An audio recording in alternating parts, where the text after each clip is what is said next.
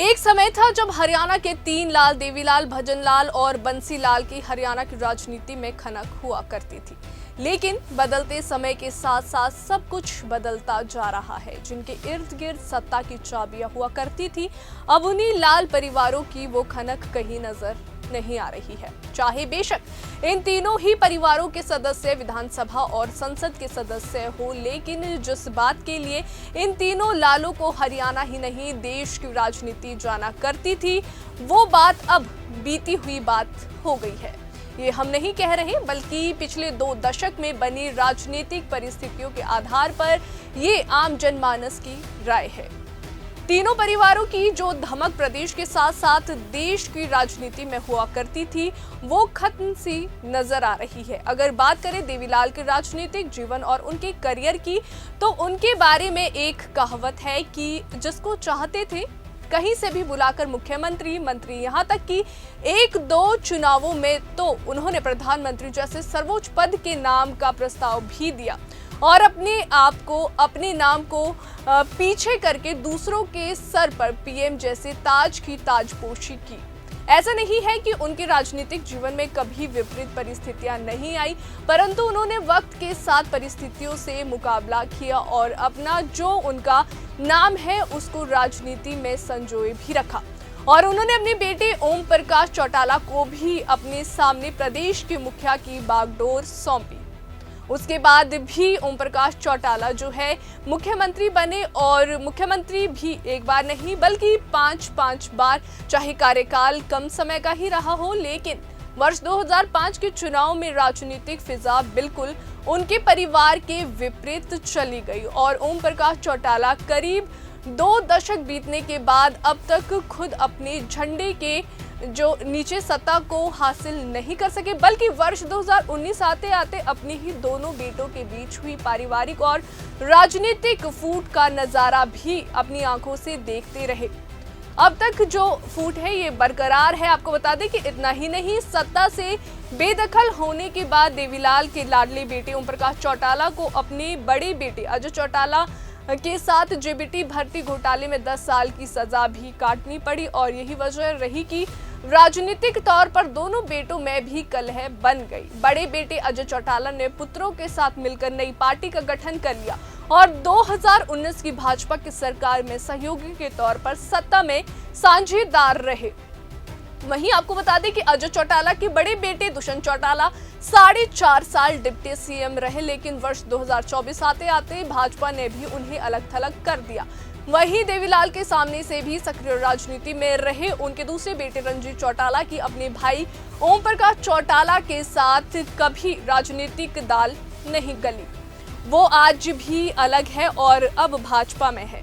लालों के इतिहास में दूसरा नाम आता है भजनलाल का, जो हरियाणा की राजनीति के पीएचडी कहे जाते थे और अपनी इसी राजनीतिक कौशल की वजह से वो प्रदेश के 3 बार मुख्यमंत्री तो बने ही, साथ ही केंद्र में भी कई विभागों की जिम्मेदारी जो है अहम विभागों के मंत्री के रूप में भी उन्होंने निभाई है। अपने क्षेत्रों को छोड़कर अलग अलग क्षेत्रों में चुनाव लड़े, जीत हासिल की, रातों रात बहुमत की सरकारों को बदलने का भी तमगा इस हरियाणा में भजनलाल के नाम ही रहा। लेकिन 2005 आते आते भजनलाल परिवार की भी राजनीतिक फिजा बदलने लगी। जब 2005 में विधानसभा के चुनाव हुए तो भजनलाल का पुणे यकीन था कि उनके नेतृत्व में चुनाव लड़ा गया है और अगर कांग्रेस सत्ता में आती है तो वो या फिर उसके ही परिवार से कोई सदस्य या फिर यूं कहे कि उनके दोनों पुत्रों में से एक कोई दूसरा मुख्यमंत्री बनेगा। लेकिन कांग्रेस सत्ता में तो आई, परंतु भजनलाल और उनके परिवार के स्थान पर कांग्रेस ने मुख्यमंत्री की कमान भूपेंद्र सिंह हुड्डा को सौंप दी। हालांकि हुड्डा को मुख्यमंत्री बनाए जाने के बाद कांग्रेस ने उनके बड़े बेटे चंद्रमोहन बिश्नोई को डिप्टी सीएम बनाया और उनको या उनके छोटे बेटे कुलदीप बिश्नोई को केंद्रीय राजनीति में लेने का भी प्रस्ताव दिया गया। लेकिन भजनलाल को ये सब रास नहीं आ रहा था। एक तरफ जहां उनके डिप्टी सीएम बेटे एक मामले के चलते राजनीति के बनवास में चले गए, वहीं भजनलाल और उनके छोटे बेटे का भी कांग्रेस से मोह भंग हो गया और कांग्रेस से अलग होकर अपनी एक अलग नई पार्टी हरियाणा जनहित कांग्रेस बनाई। जिसके सिंबल पर 2009 में चुनाव लड़ा और भजन लाल के बेटे कुलदीप और उनकी पत्नी रेणुका बिश्नोई सहित कुल 6 विधायक हरियाणा जनहित कांग्रेस के जीत कर आए। लेकिन उनके 4 विधायकों में भूपेंद्र सिंह हुड्डा की दूसरी सरकार को दल बदल कर समर्थन दे दिया और भजन लाल के पुत्र और भजन लाल की पुत्र वधु 2 ही विधायक रह गए थे। उसके बाद आपको बता दें कि 2011 में भजन लाल का निधन हो गया और 2014 में चुनाव में पहले कुलदीप बिश्नोई ने 45-45 सीट और 2.5 साल मुख्यमंत्री के फॉर्मूले पर भाजपा से गठबंधन कर लिया। लेकिन 2014 के लोकसभा चुनाव में मोदी लहर के चलते भाजपा ने विधानसभा चुनाव के लिए कुलदीप बिश्नोई से गठबंधन तोड़ लिया, जिसके बाद कुलदीप ने अपनी हरियाणा जनहित कांग्रेस में विलय कर लिया। उसके बाद आपको बता दें कि भजन लाल परिवार का राजनीतिक रसूख सिमटा ही चला गया और एक समय में 2014 में जब भाजपा ने गठबंधन तोड़ा तो कुलदीप बिश्नोई ने ये कहकर अपनी पार्टी का कांग्रेस में विलय किया कि कभी भाजपा में नहीं जाएंगे। लेकिन अब यूं कहे कि उनकी महत्वाकांक्षा कांग्रेस में पूरी नहीं हो रही थी या फिर कोई और कारण उनका था कि कांग्रेस के विधायक होते हुए बीते वर्ष विधायक पद से इस्तीफा देकर फिर भाजपा में वे शामिल हो गए। आपको बता दें कि अब जिस सीट में आदमपुर से उन्होंने इस्तीफा दिया, अब उनके बेटे भव्य बिश्नोई उसी सीट से भाजपा के विधायक है। वही बात करें बंसीलाल परिवार की तो बंसीलाल की न केवल हरियाणा की राजनीति बल्कि देश की राजनीति में तूती बोलती थी। देश की आपको बता दें कि जो पावरफुल नेता इंदिरा गांधी थी, उनकी राजनीति से प्रभावित वे थे और उनका एक अहम स्थान कांग्रेस पार्टी के साथ साथ देश प्रदेश की सरकार में रहा करता था, जिसका जीता जागता सबूत ये है कि वो 4 बार हरियाणा के मुख्यमंत्री रहे।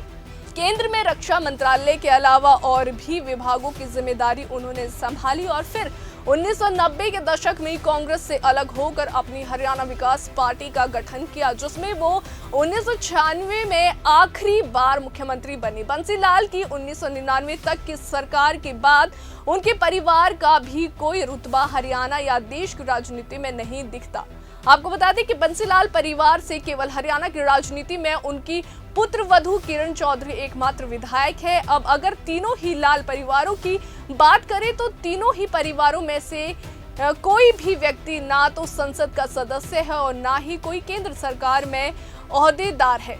हाँ, ये जरूर है कि देवीलाल परिवार से उनके छोटे बेटे रंजीत चौटाला विधायक के साथ साथ मौजूदा सरकार में मंत्री है, जबकि उनके अलावा देवीलाल परिवार के 3 और अन्य व्यक्ति विधानसभा के सदस्य जरूर है। इसके अलावा भजनलाल परिवार से केवल उनका एक पौत्र जो है हरियाणा विधानसभा का सदस्य है। इसी तरह बंसीलाल परिवार से उनकी पुत्र वधु जो है हाल ही में कांग्रेस से उनकी पुत्री को लोकसभा का टिकट ना मिलने की नाराजगी से कांग्रेस को अलविदा कहकर भाजपा का दामन थामने वाली बंसीलाल परिवार की एकमात्र विधायिका है। आपको बता दें कि तीनों लालों का लेखा जोखा सुना, लेकिन ये हमेशा से ऐसा नहीं रहा और इसीलिए हम इस पर आज चर्चा कर रहे हैं, क्योंकि हरियाणा की स्थापना के बाद ये तीनों ही लाल राजनीति के केंद्र बिंदु रहे और उसी की चर्चा आज भी हरियाणा में होती है। लेकिन ये सब समय का बदलाव है।